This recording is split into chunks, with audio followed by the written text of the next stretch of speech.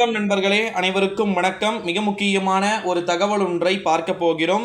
வீடியோவை முழுமைக்குமே பார்த்தீங்கன்னா ஸ்கிப் பண்ணாமல் பார்க்குமாறு கேட்டுக்கொள்ளப்படுகிறது. தமிழகத்தில் மாலை 5 மணிக்கு வெளியான மிக முக்கியமான தலைப்பு செய்திகள். இன்று பார்த்தீங்கன்னா பல்வேறு தலைப்பு செய்திகளை பார்ப்பதற்கு முன்பு குறிப்பாக பார்த்தீங்கன்னா ஒட்டுமொத்தமாக நீட் மறுதேர்வு அப்படின்றது பார்த்தீங்கன்னா திங்கட்கிழமை நடைபெறும் அப்படின்னு கூறப்பட்டது. இந்த ஒரு சூழ்நிலையில் நாளையே நடைபெறும் அப்படின்னு சொல்லிட்டு கூறப்பட்டிருக்கு. அடுத்த மிக முக்கியமான அறிவிப்பு, நான் முதல்வன் திட்டத்தின் கீழ் மத்திய அரசு போட்டித் தேர்வுகளுக்கான இலவச பயிற்சிக்கு ஜூன் 23ஆம் தேதிக்குள் ஆன்லைனில் விண்ணப்பிக்கலாம் அப்படின்னு சொல்லிட்டு கூறப்பட்டிருக்கிறது. அடுத்த மிக முக்கியமான அறிவிப்பு, டெல்லி முதலமைச்சரான அரவிந்த் கெஜ்ரிவாலுக்கு நேற்று ஜாமீன் வழங்கப்பட்டது. தற்போது வழங்கப்பட்ட ஜாமீனை நிறுத்தி வைத்து டெல்லி உயர்நீதிமன்றம் உத்தரவை பிறப்பித்திருக்கிறது. அடுத்த மிக முக்கியமான தலைப்பு செய்தி என்ன அப்படின்னு பார்த்தீங்கன்னா, ஏற்கனவே நம்ம பல்வேறு விதமான தலைப்பு செய்திகளை பார்த்துருந்தோம்.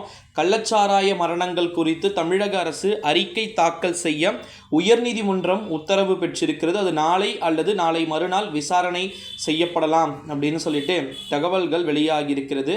அடுத்த மிக முக்கியமான அறிவிப்பு, இந்த கள்ளச்சாராய மரணம் எதிரொலியாக ஆல்கஹாலின் மூலப்பொருட்களை இயக்கும் மருந்து பொருட்களை விற்பனை செய்ய தமிழகத்தில் உள்ள மருந்து கடைகளுக்கு கட்டுப்பாடுகள் விதிக்கப்பட்டிருக்கிறது.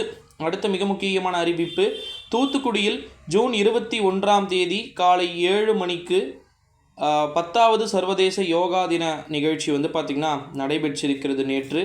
அதில் நிறைய மிக முக்கியமான பிரபலங்கள் கலந்து கொண்டிருக்கிறார்கள்.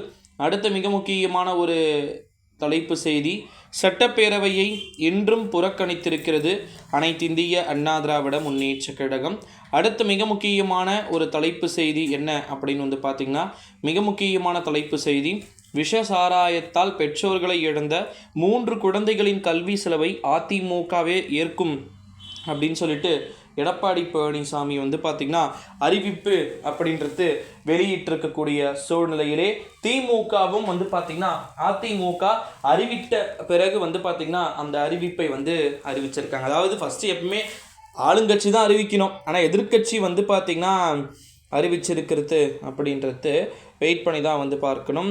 அடுத்த மிக முக்கியமான ஒரு அறிவிப்பு என்ன அப்படின்னு பார்த்திங்கன்னா, நம்முடைய தமிழகத்தை பொறுத்த வரைக்கும் 2024ஆம் ஆண்டு நாடாளுமன்றத்துடைய தேர்தல் அப்படின்றது முடிந்திருக்கக்கூடிய சூழ்நிலையிலே மீண்டும் பல்வேறு விதமான சிறப்பம்சங்கள் கலந்த விஷயங்கள் அப்படின்றது நடைபெறுவதற்கு வாய்ப்புகளும் சாத்தியக்கூறுகளும் நிச்சயமாக அதிகமாக இருக்கிறது அப்படின்னு சொல்லிட்டு எதிர்பார்க்க